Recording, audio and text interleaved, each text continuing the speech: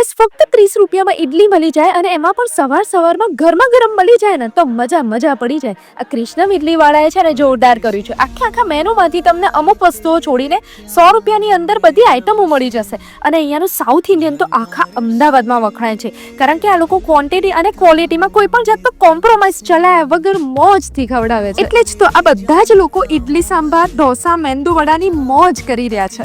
પોચી રૂ જેવી ઇડલી અને ક્રિસ્પી મેંદુ વડા આવા સરસ वातावरण गर्मा गर्म मिली जाए ना तो एक अमदावादी ना दिल और दिमाग ने ठंडक वड़ी जाए. मुझे यहाँ का खाना बहुत ही टेस्टी एंड डिलीशियस लगा. मैंने यहाँ की हर एक चीज़ ट्राई की. अगर आप साउथ इंडियन फूड लवर हो तो ये जगह आपके लिए बेस्ट है. मुझे यहाँ का खाना बहुत ही डिलीशियस लगा. અહીં વખાણ તો અહીંયાના થવાના જ છે, કારણ કે સાઉથ ઇન્ડિયન ફૂડ માટે કૃષ્ણમ ઇડલીનું નામ લોકોના મોઢા પર હોય જ છે.